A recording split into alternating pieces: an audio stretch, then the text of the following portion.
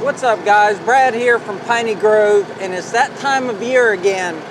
We've just had our first cool snap here in North Florida, and most people planted their food plots like a month or two ago, but we're just now starting to think about putting ours in. So we're gonna go back here to our 1 acre food plot in the back of Piney Grove and show you what we're about to do. This is iron clay peas, and these were planted in April of this year. So Deb and I came out here and planted them. And here's a green one that's just starting to dry down. And here's a dried one that actually has a ton of seeds in it. But it's a legume, so what it does is it takes the nitrogen from the air and grows off that nitrogen, and then anything that's left here that we're about to till in will bring nitrogen into the soil, in addition to all of this organic matter that will get incorporated as well. It's October, so it's 6 months later, and we protected this field with a deer fence. Came in here with a T-post driver and put in a bunch of T-post and ran just regular wire, no electrical wire, no any sort of special expensive stuff, just some wire and also some twine, and put out some Irish Spring soap and some other scent deterrents. And we planted soybeans in here last year, had a great soybean crop. We came in here in the fall and did our fall food plot, and it's very simple. So if you're intimidated by food plots, whether you're a hunter or even just someone that wants to view wildlife, it is a real easy process. Getting back to the deer fence, I used that to protect these iron clay peas until they got tall enough. They kept the deer out of here pretty good for about 2 or 3 months, and then these got really tall, really long, the vines. And once we took down the fence and the deer could get in here, they've just been wearing it out. They're in here every night, like 3, 4, 5 deer. But we have a big mama doe that comes out here and feeds every night, and she's raised her fawn here, so that was exciting. But let me go get the Kubota tractor. We're gonna use the hooks on the bucket. We're gonna pull out these T-posts, and then we're gonna brush hog this field.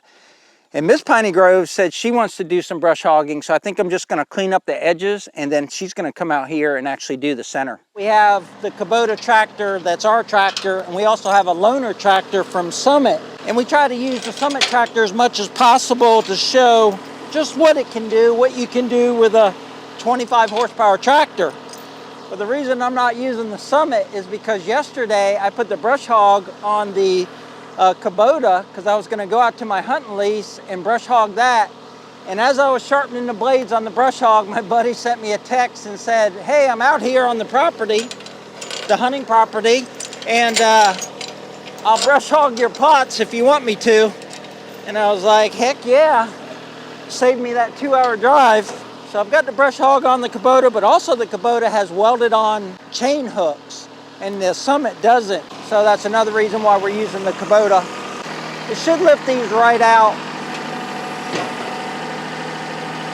Deb's doing church this morning, so I'm a one-man crew until she's done. I put 3 hooks on there. They're 3/8 hooks, and you can use them with a 5/16 or a 3/8 chain. Absolutely love them. It totally gives you so much more usability and flexibility with your bucket. I think my helper might have showed up. Are you the brush hog? Yeah, you want to help pull T-posts, or you walking Bella? Well, I can help you pull T-posts. So what do you want, the tractor or the chain? Well, I'm probably better with the tractor. I don't know. I'll pull up here so you can see how I do it. Okay. I'm not going to be good at either one, but I'm willing to try both. Oh, that's pretty close.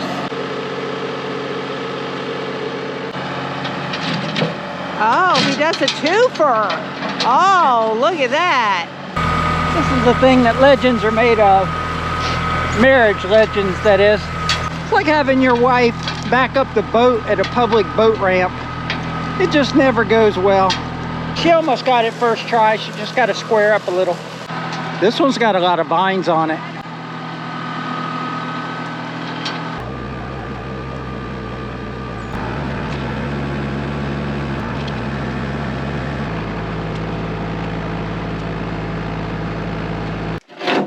Chop, chop, lady, chop, chop. Yes, boss. You got it, boss. Working fast as I can, boss. And away he goes. He's going to go around the edges and get that taken care of. And then I'm gonna get to brush hog the plot, which I'm excited about. I brush hogged once or twice. I don't get to do it that often, but it's relaxing and satisfying to me, if that makes any sense. It's like mowing. You get to see results instantly. Then we'll let all this dry, because this will grab you and this will trip you. Or this will grab me and this will trip me because I'm not graceful. Ooh, he's doing this really quickly. I was checking the camera and he's already coming around.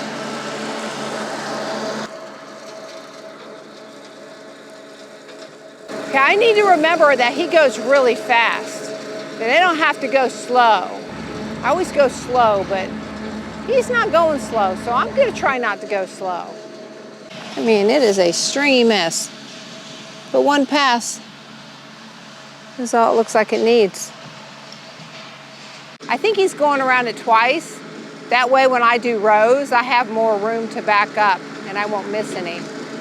But he's clicking along, isn't he? Last year, before we brush hogged, we had a couple cages set up so we could kind of experiment to see how much the deer were eating.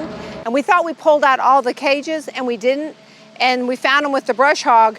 But when we were going out there looking for them, we chased off a couple snakes. So as much as I'd kind of like to get in the middle of that and get some footage, 360 footage, I don't think I'm gonna want to chase off any snakes today. So bear with me as you get perimeter video footage.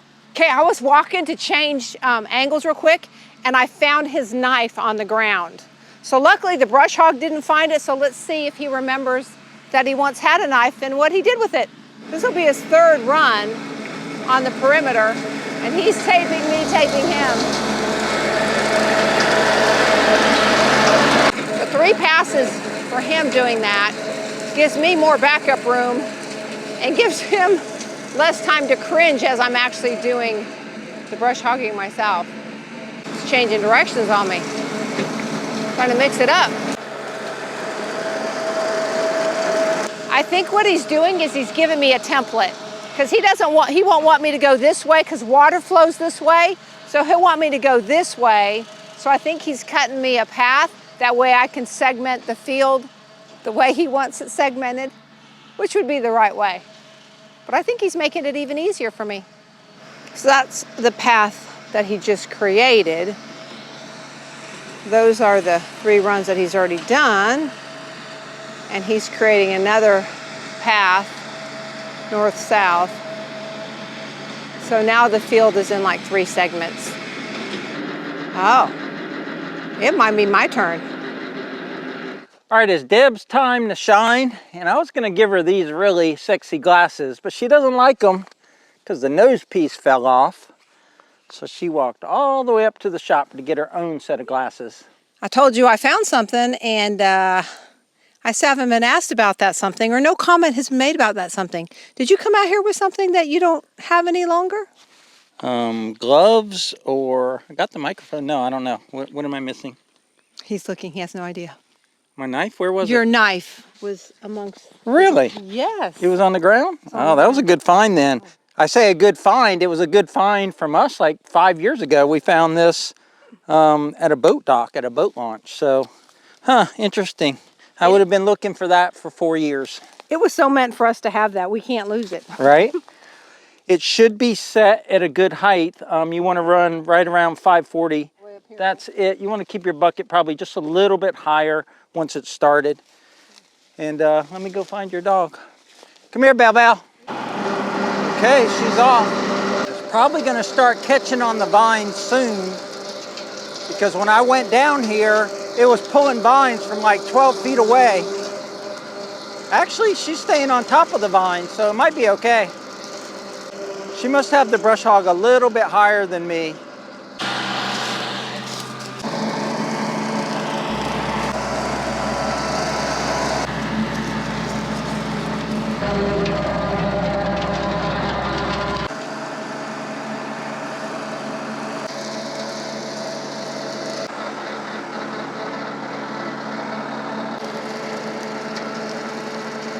I just had to go put Bella in the house. We're trying to teach her how to be a farm dog and stay away from the tractor, but she wants to be around her people so much that if she's not running around, then she comes actually towards the tractor. and that's what just happened. So I put her in the house so we can get this cut without any danger. The last thing either one of us want to do is hurt that dog. We are definitely pet lovers, and Bella is just like a child to us. So what Deb is running into now is you'll see all these vines had bunched up right there. And then she started pulling like 15 feet of vines, and she had to stop and back up and kind of chew them up a little before she could go any further. Sometimes it'll ride over them on the left side, and then sometimes it'll catch them, and once it catches them, that's it. You gotta back up and reset. I mentioned I sharpened the brush hog, so it's doing a good job chopping up, but this is the thatch that it's leaving behind. So when it expels that out the back end, it's still pretty viney. There's no way you could run a tiller in here. You might be able to run a disc harrow, but you give that 1 or 2 more weeks and that'll be just really, really dry and crunchy. And optimally, you'd want to turn it over when it's green, like plow it, you know, maybe even run a tiller over it. But if you're spending all your time unwrapping the tiller, I mean, that's just no way to have to run a tractor, is to stop every 100 feet and unwrap your tiller. So we're just gonna let this dry. Now, I thought I gave her enough room on the end. I did 3 passes, so that's 15 feet. So she wouldn't have to pick up the brush hog. And she probably wouldn't have to, but she wants to make sure she don't hit the trees with the bucket when she makes her turn. See how straight she can drive.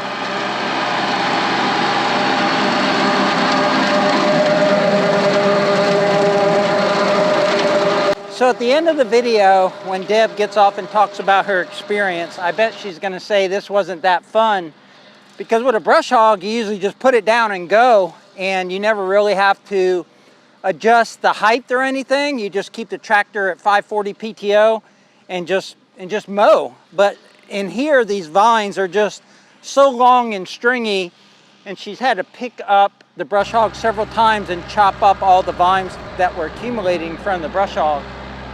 So that slowed her down. I'll be interested to hear if that bothered her or if she thought that was fun. For me, I do like that mindless motion of just continually mowing, but I also like solving a problem. And when I see that is all bunching behind the brush hog, I like to think about what's the best way to chop that up and stay efficient. The vines aren't as thick over here. That's probably the thickest part right there.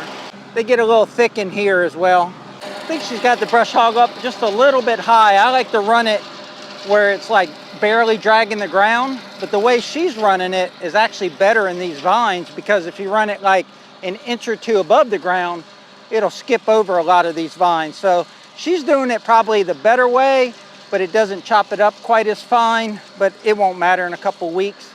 Once this is all dried up and brittle, it's all just gonna mix well with the soil when we plant it. One way you can tell if you've got your brush hog set up right is your tail wheel bouncing? Your tail wheel should be tracking behind the brush hog and holding up a little bit of weight of the implement. Shouldn't be holding up all the weight. So she's got it just about perfect there. We got tons of videos on planting food plots. But what we do is when the ground is like this, after it's been mowed and everything's all dry and ready to be tilled in, we just throw our seeds on top of the ground. We don't pre-till, we don't do anything else except for throw it right on top of here. So a couple weeks from now, we'll put out our seeds on top of here, and then we'll either disc it or we'll till it in, and that's all we'll do. We might drag it off or maybe run over it with the tractor tires to pack it in if it needs it. That's as simple as it gets. Throw the seed and till it in some manner, and it'll come up. The grain seeds that we use will actually grow in every crack of your sidewalk. They'll grow in the bed of your pickup if there's a little bit of moisture there. So you don't have to be real particular with how you plant them. Now, I like a really nice looking tilled field, perfect seed bed with the tiller, but we actually tilled in these iron clay peas with the disc harrow. 1 pass with the disc harrow, and this is how they grew. She did a pretty good job on that. She only missed 1 little spot right here that she'll have to come back and get. She was literally inches from having that as a perfect pass. I don't know what she did, but that's a whole lot of dust there. I think what she did was she drug a big group of thatch there in that sand, and that's what caused all that. It wasn't an anthill. So I was doing this. I was waving at her.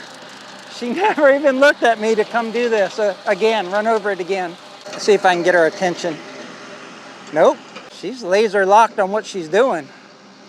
She's not looking still. Still, she totally ignored me. I have to have a little talking with that girl off camera. That's good that she's focused on what's in front of her though. That's what can hurt her and the tractor, not whatever I want. Although she should look at me because I might be trying to tell her something to help her out. I got a trim underneath that cedar tree, not only because of the tractor, but you can't see around the trunk. And I got a deer stand way over there. And if there's a deer standing behind this tree with all that brush around it, you wouldn't be able to see it, identify it, and possibly harvest it. About 2 passes left and this field is done. Looks like a perfect 10-foot width right there. I should be able to go towards me and back. A little bouncy too. She should be able to get all this with 1 pass. And that's it. The first step of planting our fall food plot is done. Field is mowed. We'll let it sit for a couple weeks and get in here and plant it, and we'll bring that to you in a different video. That was fun. I enjoyed that, and I got better at it the longer I did it, even though I'm not great at it, but I went faster too this time. I went slower to begin with because I felt like I was chopping it up better, maybe not. And then once Brad told me I didn't have to pick up the brush hog every time like I do the tiller, it was much quicker, it was fun. Everybody needs to try brush hogging at least once in their life. Just saying. But as always, we appreciate your guys' support. We appreciate all of our subscribers, everybody that watches us week after week. It really helps our channel, and we really love to interact with you guys. So leave a comment down below, say hi, say how you would do a field like this. We'd love to hear anything from you, and we answer every long form comment. But that's gonna wrap it up. So until next time, remember, life's short, tractor hard.